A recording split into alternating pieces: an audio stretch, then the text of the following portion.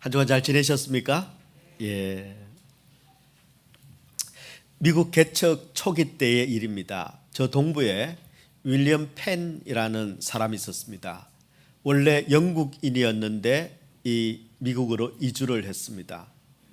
펜은 다른 백인들과는 달리 네이티브 아메리칸, 즉 원주민들을 굉장히 존중해 주었습니다. 그리고 그들에게 친절을 늘 베풀었습니다. 어느 날 원주민들이 이 윌리엄 펜에게 농담 반 진담 반 이런 제안을 했습니다. 펜, 당신이 원한다면 우리 땅을 다 가져가도 좋습니다. 단 하루 동안 당신이 걸어서 돌아오는 땅을 우리가 당신에게 주겠습니다 하고 이야기를 했습니다.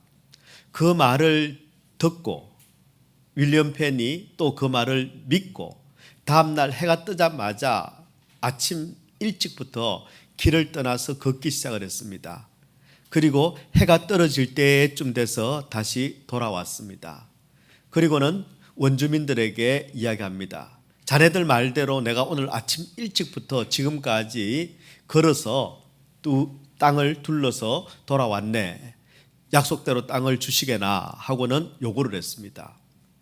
원주민들이 깜짝 놀랐습니다. 자신들의 말을 믿고 그대로 실행해 준 것이 놀랍기도 하고 고맙기도 하고, 그래서 약속한 대로 바로 윌리엄 펜이 하루 종일 걸었던 그 땅을 주었습니다. 그 땅이 오늘날 그 필라델피아 땅의 일부입니다.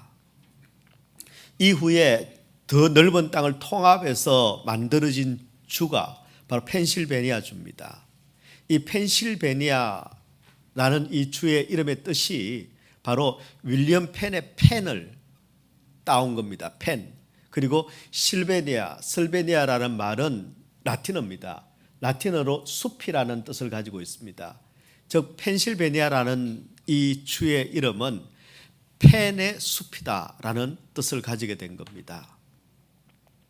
여러분, 윌리엄 펜이 그 넓은 땅을 가지게 된 이유가 뭔가요? 간단합니다. 그 원주민들의 약속을 믿고 그대로 행했기 때문입니다. 저는 하나님께 축복을 받는 비결도 같다고 생각을 합니다. 여러분, 사람과 한 약속도 이렇게 놀라운 축복이 주어진다면 하나님의 약속을 믿는 우리에게는 상상할 수 없는 축복이 주어질 것입니다. 여러분, 성경에 보면 우리 하나님께서 많은 약속을 우리에게 주셨습니다. 어떤 학자들은 분석해서 한 3만 가지 정도의 약속의 말씀, 축복의 말씀이 있다라고 그렇게 이야기합니다. 또 어떤 학자들은 5만 가지다 이렇게 또 분석하기도 했습니다. 하지만 사실 성경에 기록된 하나님의 약속의 대부분은 바로 예수 그리스도를 통해 하신 약속들입니다. 여러분, 우리 하나님께서는 장차 오실 메시아에 대해서 약속하셨습니다. 그리고 그 약속의 모든 말씀을 지금까지 1.1획도 틀림없이 다 이루어 주셨습니다. 그렇다면 앞으로 다시 오실 주님, 재림하실 그 주님에 대한 약속도 틀림없이 다 이루어질 것입니다. 그런데 여러분, 문제는 하나님께서 아무리 귀한 약속을 주셔도 그 약속을 내가 소중히 여기지 않는다면, 그리고 그 약속을 내가 믿지 않는다면 하나님께서 약속하신 그 축복과 나와는 아무런 상관이 없다는 것입니다. 그렇기 때문에 여러분, 우리 인생이 잘 되기 위해서, 그리고 우리 인생이 풍성해지기를 원한다면 여러분, 약속의 말씀을 우리가 믿어야 합니다. 그래야 약속하신 그 축복이 내 현실의 축복으로 이루어지게 된다는 것입니다. 자, 그렇다면 여러분, 내 삶을 축복하실 이 하나님의 약속, 이 약속을 믿으려면 우리에게 무엇이 필요할까요? 저는 오늘 주신 본문을 중심으로 여러분과 함께 이 문제를 정리하려고 합니다. 바라기는 우리가 하나님의 약속을 믿고 그리고 말씀대로 행하고, 그래서 하나님이 주시는 이 축복을 받아서 누리는 그런 성도들이 되시기를 주님의 이름으로 축원합니다.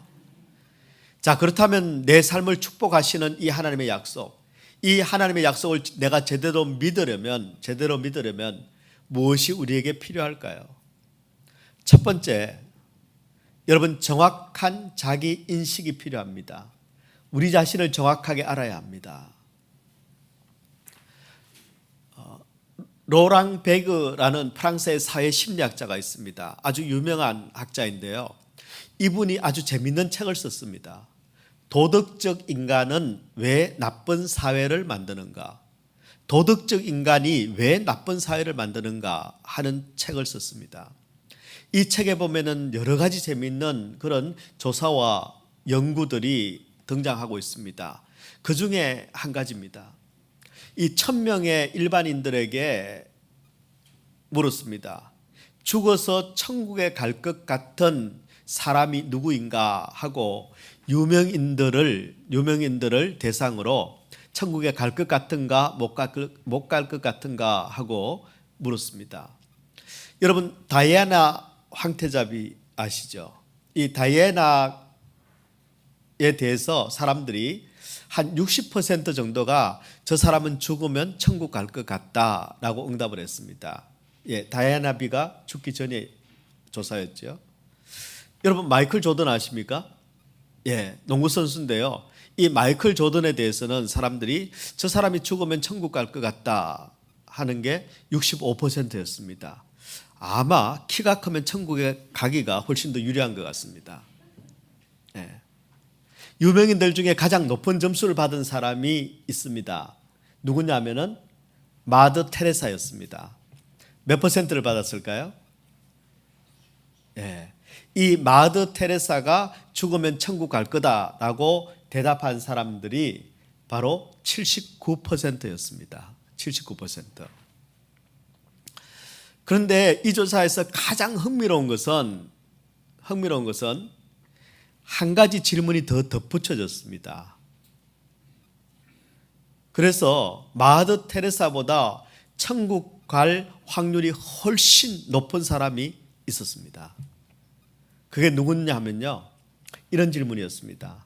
자기가 죽으면 천국에 갈 것이다 말 것이다 라고 응답한 응답자의 87%가 나는 죽으면 천국 간다라고 했습니다. 그러니까 내가 적어도 마더 테레사보다는 천국 갈 확률이 높다라고 생각을 한 겁니다. 여러분 많은 사람들이 조사에 참여했던 많은 사람들이 적어도 마더 테레사보다는 내가 천국에 갈 확률이 높다라고 대답했습니다. 자기 자신을 모르는 것이죠. 여러분 오늘 본문의 말씀에 보면은 자기 인식이 정확한 한 과부의 이야기가 등장합니다. 자기가 어떤 처지인지 어떤 사람인지를 너무나도 잘 아는 사람이 등장합니다. 여러분 이 과부는 당시 우상이 난무하는 북이스라엘에서 하나님을 잘 믿는 그런 가정이었습니다. 여러분 다 같이 신앙생활을 잘하기도 힘이 드는데 모든 사람들이 우상을 섬기는 그 땅에서 신앙생활을 잘하기는 쉽지 않았을 겁니다. 그런데 온 가족이 함께 하나님을 잘 섬겼습니다. 그리고 남편이 하나님의 종이 되기를 결단하고 신학교에 들어갔습니다. 비록 가난하고 힘든 삶이었지만 그러나 신실하게 목회자의 길을 준비하고 있었습니다. 얼마나 많은 하나님의 약속을 붙들었을지 또 하나님의 그 부르심 가운데 어떻게 순종했을지 어떻게 지금 그 길을 걸어갈지 그 그림이 그려집니다. 그런데 어느 날 하루아침에 이 모든 것들이 다 깨어져 버렸습니다. 바로 하나님의 종으로 부름받은 남편이 갑자기 죽어버린 것입니다. 그런데 더 기가 막힌 것은 과부가 된 것보다 빚 때문에 두 아들이 있는데 두 아들을 종으로 이제 빚 대신에 넘겨줘야 되는 그런 형편이었습니다. 여러분 우리가 하나님을 믿어도 하나님의 약속을 가지고 있어도 때로는 우리 인생이 세상 가운데서 깨어질 때가 있습니다. 그것이 바로 불완전한 이 땅에서 우리가 겪는 삶입니다. 아무도 찾아갈 곳이 없는 이 여인이 엘리사에게, 남편의 스승인 엘리사에게 나갔습니다. 그리고 그가 처한 상황이 어떤 것인지를 조목조목 이야기하기 시작을 합니다. 바로 에베소서 4장 1절에 있는 말씀입니다. 선지자의 제자들의 아내 중의 한 여인이 엘리사에게 부르짖어 이르되 당신의 종 나의 남편이 이미 죽었는데 당신의 종이 여호와를 경외한 줄은 당신이 아시는 바니이다. 이제 빚준 사람이 와서 나의 두 아이를 데려가 그의 종을 삼고자 하나이다 하고 열왕기하 4장 1절에서 말씀하고 있습니다. 자신의 형편을 정직하게 정확하게 엘리사에게 다 이야기를 했습니다. 그러자 엘리사가 그 여인에게 묻습니다.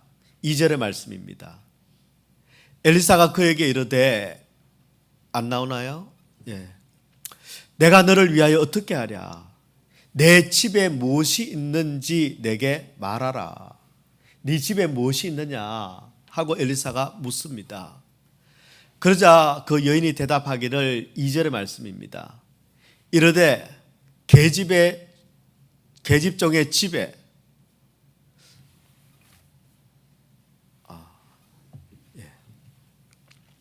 이르되 계집종의 집에 기름 한 그릇 외에는 아무것도 없나이다 하니, 여러분 지금 자기가 가진 것이라고는 기름 한 그릇 외에 아무것도 없다고 대답합니다.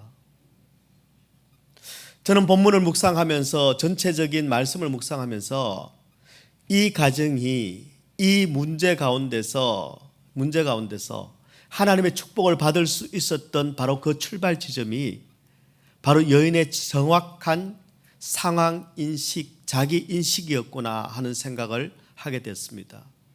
왜냐하면 보편적으로 사람들은 자신을 포장하는 경우가 많이 있습니다.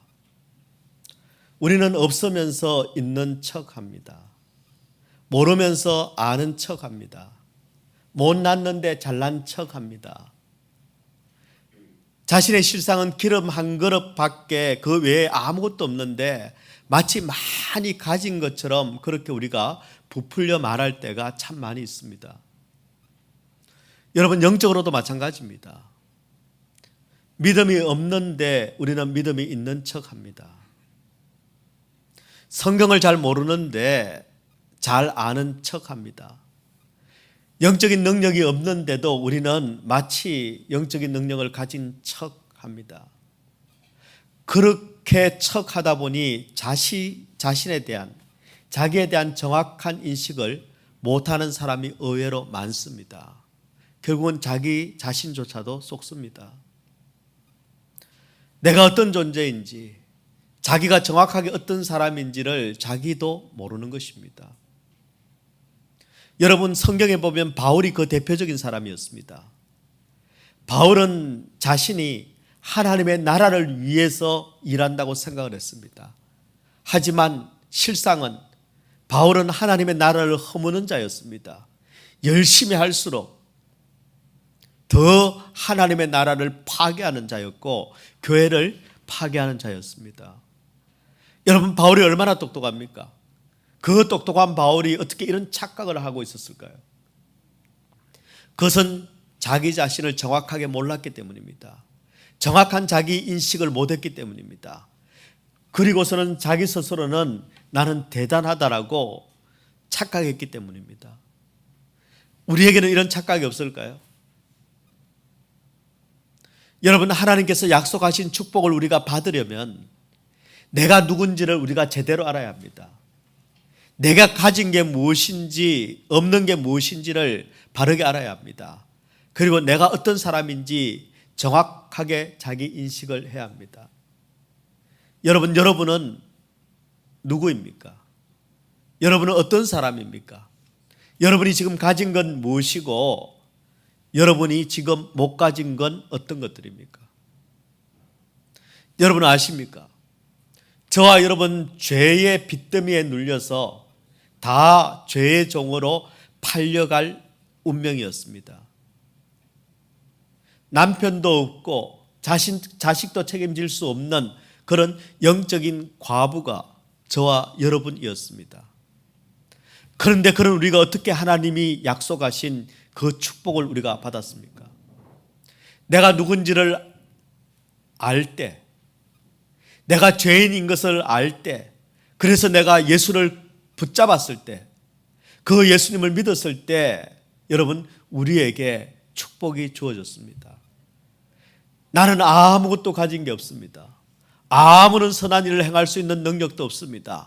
그저 보잘것없는 인생인데 내가 보잘것없는 인생이라는 것을 알았기에, 나는 예수 그리스도가 필요한 인생이라는 것을 알았기에, 그분을 붙들었기에, 그분을 믿었기에 우리에게 축복이 주어진 것입니다. 우리를 죄인으로 고백하는 우리 예수님께서는 자신의 호적에 신부로 올려주셨습니다. 그리고 우리의 모든 빚진 것을 그분이 다 갚아주셨습니다. 그리고 이제는 빚진 자가 아니라 하나님이 약속하신 그 축복을 누리며 사는 그런 사람으로 우리를 변화시켜 주셨습니다. 여러분 어떻습니까? 하나님이 약속하신 이 축복을 여러분은 누리며 살고 있으십니까? 만약 약속하신 이 축복을 누리지 못하고 있다면 무엇 때문입니까? 하나님의 약속이 틀린 겁니까? 아니면 내가 틀린 겁니까? 내가 잘못된 것이죠. 왜냐하면 우리 하나님의 약속은 틀림이 없기 때문입니다. 하나님의 약속은 반드시 이루어지기 때문입니다. 고린도후서 1장 20절에 이렇게 말씀합니다. 하나님의 약속은 얼마든지 그리스도 안에서 예가 되니 그런즉 그로 말미암아 우리가 아멘하여 하나님께 영광을 돌리게 되느니라. 아멘. 여러분 우리 하나님의 약속은 얼마든지 그리스도 안에서 예스가 된다고 말씀합니다. 예. 그렇습니다. 우리 하나님의 약속은 반드시 우리를 하나님께 영광 돌리게 만드는 능력이 있습니다. 그래서 하나님의 약속을 믿는 자라면, 그 약속을 믿는 자라면 반드시 꼭 해야 하는 일이 있습니다. 그게 뭘까요? 그것은 바로 기도하는 일입니다. 믿기 때문에 우리는 기도합니다. 여러분 열왕기하 4장 1절의 말씀을 다시 한번 보면요, 선지자의 제자들의 아내 중의 한 여인이 엘리사에게 부르짖어 이르되, 이렇게 되어 있습니다. 여러분 여인이 부르짖었습니다. 여기 나오는 이 부르짖다라는 이 표현의 히브리어는 바로 카라라는 단어입니다. 카라. 이 여인은 지금 엘리사에게 찾아와서 부르짖고 있지만, 그러나 엘리사를 찾기 전에 이미 하나님께 지금 부르짖고 있었던 겁니다. 카라가 무슨 뜻인가 하면 갈급한 마음을 이야기합니다. 간절한 마음을 이야기합니다. 그리고는 믿음을 가지고 끝까지 집중해서 기도할 때, 구할 때, 이것을 바로 카라의 기도라고 이야기합니다. 여러분 하나님의 약속을 믿는 자는 카라의 기도를 합니다. 카라의 기도를 합니다. 내 형편을 제대로 아는지, 자기 인식이 제대로 되어 있는지 안 되어 있는지를 확인하려면 우리에게 이 카라의 기도가 있는가 하는 것입니다. 아무리 내 형편을 잘 알아도 여러분 자기 인식이 정확하지 않으면 우리는 원망하거나 포기하고 맙니다. 그러나 정확한 자기 인식이 될 때 우리는 바로 하나님 앞에 부르짖는 기도를 할 수 있다는 것입니다. 지금 내 현실이 깨어져 있어도, 지금 내 처지가 기가 막힌 상황 가운데 놓여 있어도 하나님의 약속을 믿는 사람들은 간절한 기도를, 부르짖는 기도를, 카라의 기도를 할 수 있다는 것입니다. 만약 지금 내가 문제가 있는데도 불구하고 그냥 되는 대로 미지근하게 기도하고 있다면, 대충 두루뭉실하게 기도하고 있다면, 한두 번 해보다가 안 되는 모양이다 포기하고 있다면 여러분 그것은 기도를 못하는 게 아니라 하나님의 약속을 믿지 않는 것입니다. 여러분 이것을 우리가 분별해야 합니다. 지금 저와 여러분이 기도를 안 하고 있다면 그 이유는 여러분 문제가 없어서도 아니고 바빠서도 아닙니다. 기도를 안 하는 이유는 정확한 자기 인식이 없기 때문입니다. 그리고 하나님의 약속을 우리가 안 믿기 때문입니다. 더 정확하게는 여러분, 이거 기도해 봐야 되려나 안 된다고 생각합니다. 내가 누구인지도 하나님이 누구이신지도 모를 때 우리는 이렇게 합니다. 여러분, 정말 기도해 봐도 안 되는가요? 기도해 봤자 아무 소용이 없는가요? 아닙니다. 기도하면 됩니다. 왜냐하면 기도하면 된다고 하나님께서 약속하셨기 때문입니다.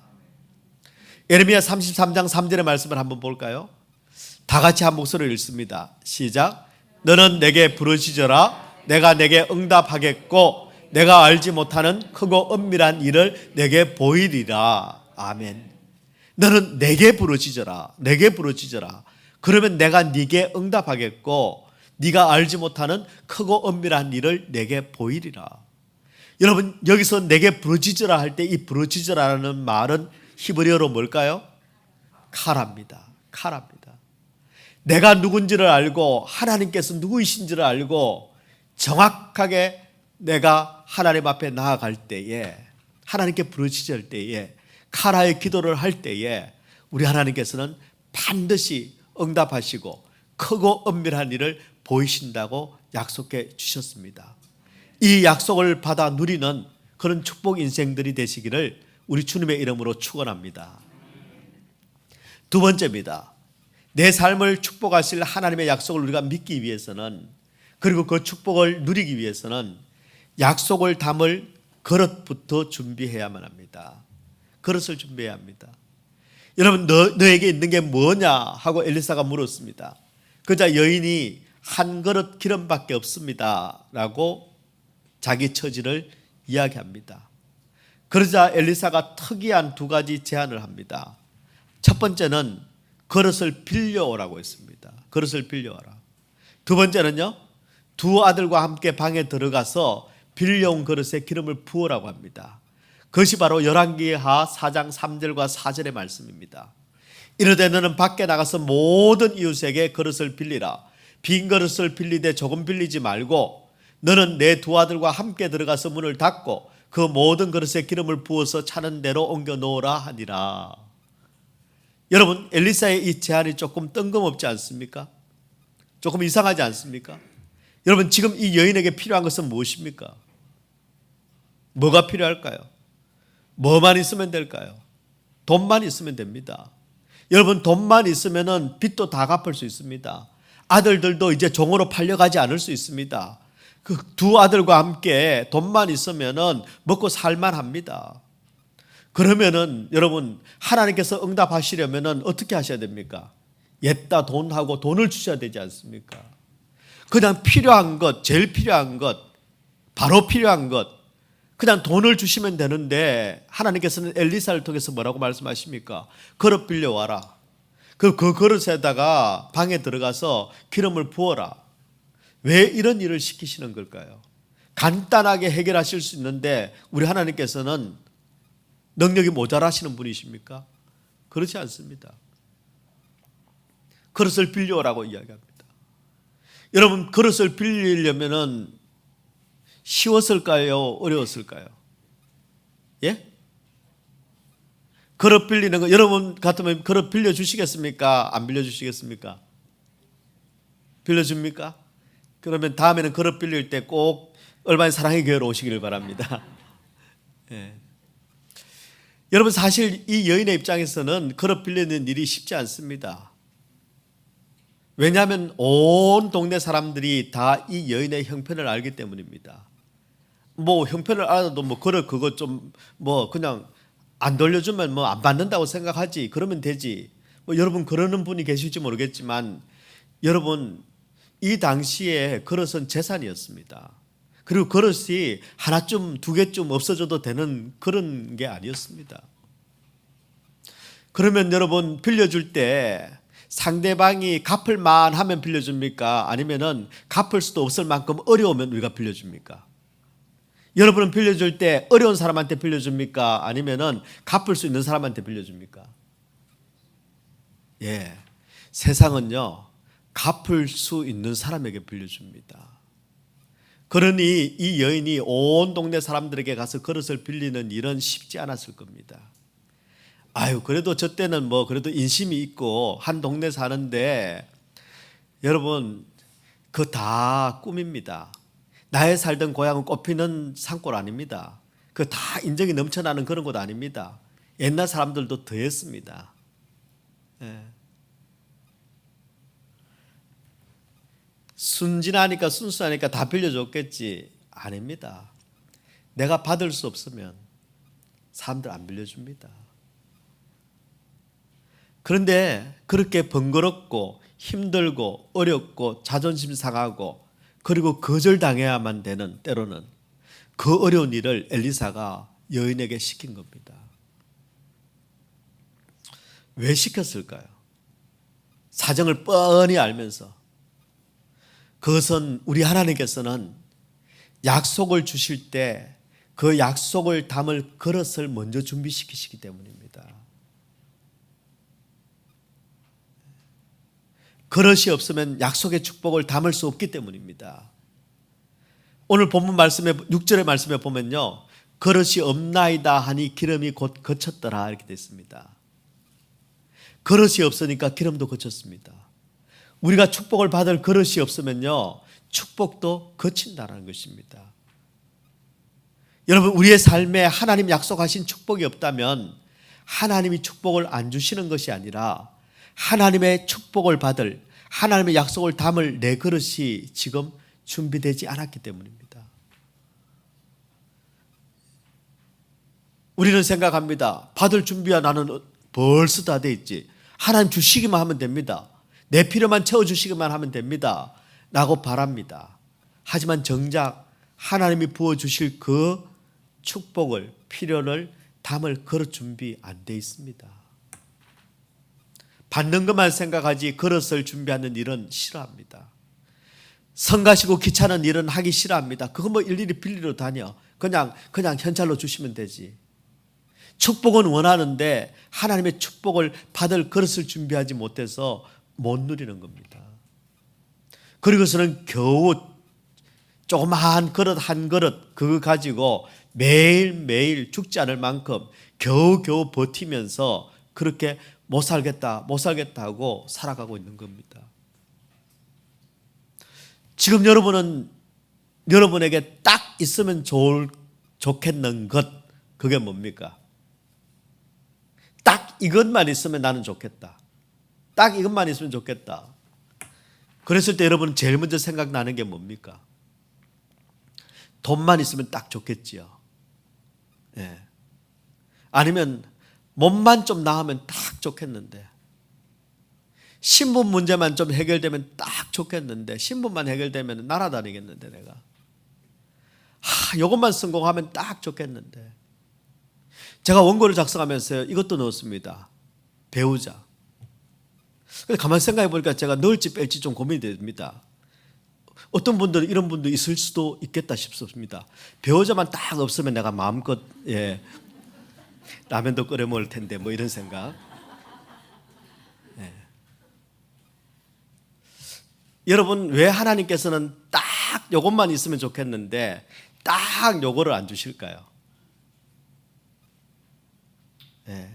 우리 하나님께서는 딱 그거 받을 수 있는 그릇부터 만드시는 분입니다. 준비 안 되면 우리가 못 받습니다.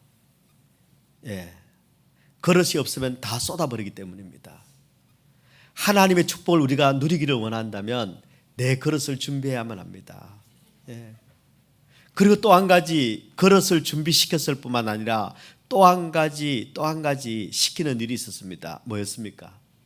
바로 두 아들과 함께 그 그릇에 기름을 채우는 일이었습니다. 5절의 말씀입니다. 여인이 물러가서 그의 두 아들과 함께 문을 닫은 후에 그들은 그릇을 그에게로 가져오고 그는 부었다. 이 일을 지금 두 아들과 함께 하고 있습니다. 아들들에게 그릇을 가져오게 하고 그리고 이 여인이 기름을 붓고 있습니다. 여러분, 저는 설교를 준비하면서 이 구절이 참 마음에 와닿았습니다. 여러분, 하나님의 약속이 나에게서 내 대에서 끝나지 않고 지금 자녀 세대로 그 축복이 함께 이어져 가고 있는 겁니다. 이것이 바로 우리가 준비해야 할 또 다른 그릇입니다. 또 다른 그릇입니다. 여러분, 우리 자녀들에게 이 그릇을 물려주는 일, 신앙을 전해주는 일, 이것은 생각처럼 쉽지 않습니다. 여러분, 어느 부모가 믿음을 물려주고 싶지 않겠습니까? 어느 부모가 자녀들이 하나님의 약속을 굳게 부여잡고 그 축복을 받아 누리는 것을 원하지 않겠습니까? 근데 이게 잘 안 됩니다. 여러분, 그나마 어렸을 때는, 그나마 없었을 때는 부모 말 잘 듣고 따라옵니다. 비상사태에는 왕눈깔 사탕 하나면 해결이 될 수 있었습니다. 그런데 조금 크면요, 부모 말 잘 안 듣습니다. 따박따박 따집니다. 투닥투닥 거리기도 합니다. 아무리 권면하고 아무리 기도하는데 자식들이 여러분 부모 생각대로 그렇게 잘 따라오지 않습니다. 그래서 어떨 때는 자기 인생 자기가 사는 거지 자식 인생이라고 내가 마음대로 할 수 있나? 네 인생 네가 살아라. 나중에 한번 고생해봐라. 그때 알게 될 거다. 그런 마음이 드는 분이 있을지 모르겠습니다. 근데 여러분, 우리가 다 양보를 해도 구원의 문제만큼은 우리가 포기하거나 양보하면 안 됩니다. 본문을 저는 묵상하면서 이 여인의 아들들, 이 두 아들은 어떻게 이렇게 엄마가 시키는 대로 따박따박 잘 말을 들을까 하는 생각을 해봤습니다. 못 몰라서 그랬을까요? 아직 어리니까 시키는 대로, 아직 사춘기를 안 지나서 반항이 없었을까요? 지금 여러분, 빚을 대신해서 종으로 넘긴다고 되어 있습니다. 그러면 이 아이들이 노동력이 있는 겁니다. 그러니까 이 아이들은 어느 정도 자란 아이들이라고 봐야 합니다. 그러니 아주 어려서 뭘 몰라서 부모가 시키면 시키는 대로 하는 그런 애들이 아닙니다. 그러면 어떻게 이 아이들이 엄마가 하자는 대로 함께 이 일을, 기름을 붓는 일을 하고 있을까요? 아마도 이 아들들은 자신들의 처지가 어떤 것인지를 정확하게 알았을 것입니다. 엄마가 이야기했을 겁니다. 그리고 자신들이 이 문제 가운데서 종으로 팔려가야만 된다라는 처지도 알고 있었을 것입니다. 그랬기에 정확하게 지금 우리 처지가 이런데, 그런데 지금 우리가 붙잡을 수 있는 것은 엘리사를 통해서 하나님께서 주신 이 말씀, 그릇에 기름을 채우는 이 일 외에는 이 문제를 우리가 해결할 수 없구나라는 것을 이 아이들은 알았을 겁니다. 여러분, 우리가 자녀들에게 반드시 전해야 하는 게 있습니다. 그것은 바로 복음입니다. 복음이 뭘까요? 가장 먼저 네가 누군지, 네가 지금 어떤 처지에 놓여 있는지, 앞으로 네 운명이 어떻게 될 것인지 전해야 됩니다. 여러분, 이 중요한 것을 가르쳐 주지 않는다면, 이 인생이 가야 될 길, 운명을 가르쳐 주지 않고 그저 다른 것으로 채워나간다면 결국 우리 자녀들은 여러분 세상의 종으로 팔려나갈 것입니다. 아마 자녀들을 위해서 매일매일 기도하는 부모들이 많을 겁니다. 여러분, 이 땅 가운데서 우리 부모가 자식에게 해줄 수 있는 가장 위대한 일은 예수님을 자녀들에게 전하는 일입니다. 왜냐하면 나는 떠나도 예수님은 영원히 내 자녀들을 책임져 주실 것이기 때문입니다. 이 일만큼은 꼭 하고 우리가 떠나야 됩니다. 여러분, 우리 자녀들을 향한 하나님의 약속은 크고 위대하십니다.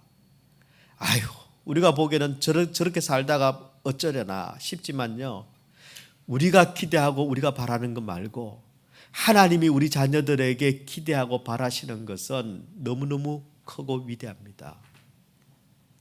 그리고 우리 하나님께서는 약속하신 그 축복을 우리 자녀들에게 이루어 가실 것입니다. 저는 하나님께서 약속하신 이 축복을 그릇을 준비하지 못해서, 하나님은 준비가 되셨는데 내가 준비가 되지 않아서 쏟아버리는 그런 안타까운 일이 우리에게는 일어나지 않기를 소원합니다. 그래서 우리는 기도해야 합니다. 하나님께 부르짖어야 하고 우리 인생의 실상이 무엇인지를 알려줘야만 합니다. 결국 우리는 지금 죄와 사망의 권세 아래에서 지금 죽음으로 달려가고 있는 인생입니다. 예수님을 만나지 못한다면, 우리의 운명은, 우리의 마지막은 여러분 소망 없는 인생일 뿐입니다. 정확하게 우리 인생의 실상이 뭔지 여러분 알려줘야만 합니다. 야, 돈만 잘 벌면 돼, 걱정하지 마. 아니요. 생명이 없으면 다른 어떤 것도, 세상의 어떤 것도 소용이 없습니다. 그리고 그 생명은 오직 복음, 예수 그리스도를 통해서만 우리에게 주어진다는 것입니다. 이걸 전해야 합니다. 우리가 죽음 가운데 있다는 것과, 그리고 이 죽음을 벗어나서 영원한 생명을 얻기 위해서 우리는 예수님이 필요하다는 것을 우리가 전해야 되는 것이죠. 사막을 여행하는 한 나그네가 있었습니다. 긴 여행 끝에 이제 몸도 지치고 마음도 지쳤습니다. 식량마저 다 떨어졌고 이제는 마실 물도 다 떨어지고 말았습니다. 뜨거운 사막 한가운데에서 여러분 밥도 못 먹고 물도 못 마시고 허기와 갈증으로 이제 쓰러져 갈 때쯤 돼서 보니까 사막에 생수 한 병이 떨어져 있습니다. 너무 반가워서 그 생수를 허겁지겁 집어들고는 목을 축이려고 하는데 딱 보니까 뭐가 적혀 있습니다.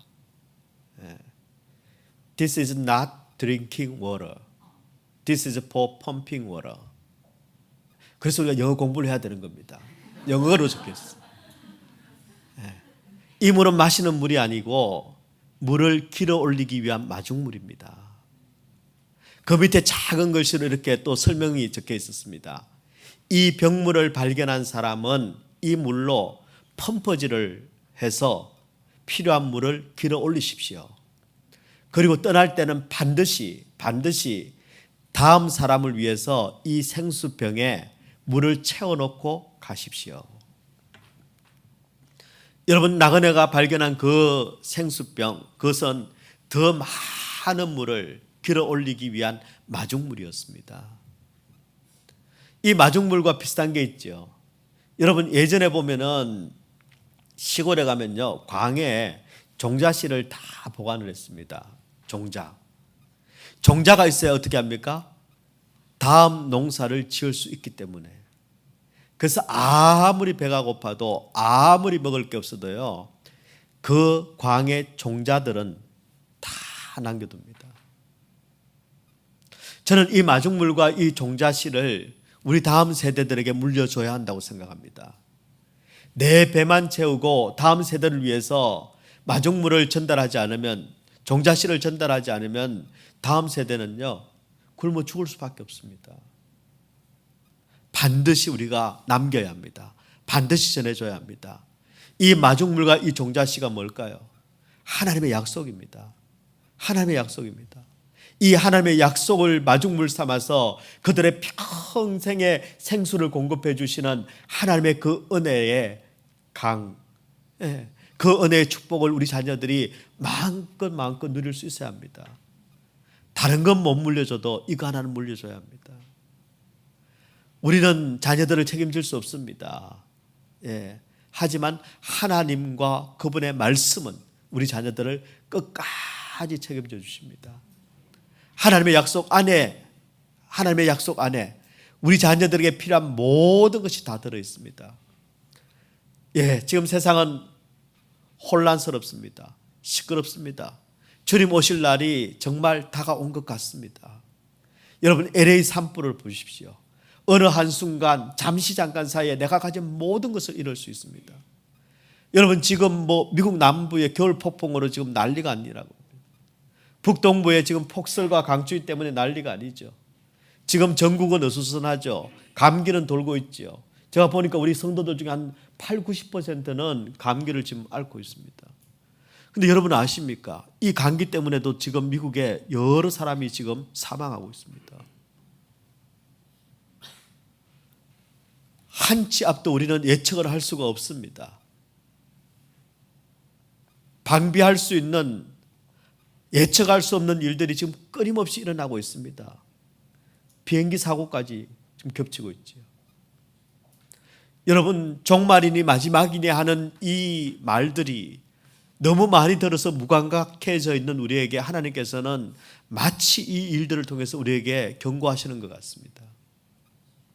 이럴 때 온갖 난리와 전쟁과 기근의 소식이 들려올 때 모두가 말세라고 할 때에 우리가 해야 될 일은 뭘까요? 내가 주님의 약속 안에 있는가 나를 먼저 살펴봐야만 합니다. 정확하게 내가 어떤 존재인지 나를 살펴봐야 합니다. 그리고 우리는 그릇을 준비해야 합니다. 자녀들과 함께 나눌 수 있는 그 그릇을, 즉 복음을 전할 수 있어야 합니다. 여러분 매월 우리가 첫째 토요일 날 지유나이트 예배를 통해서 자녀들을 두고 우리는 기도합니다. 여러분 기도해야 합니다. 지금 이 시대가 어떤 시대인지, 지금 세상이 어디를 가고 있는지 여러분 우리 부모가 알려주어야 합니다.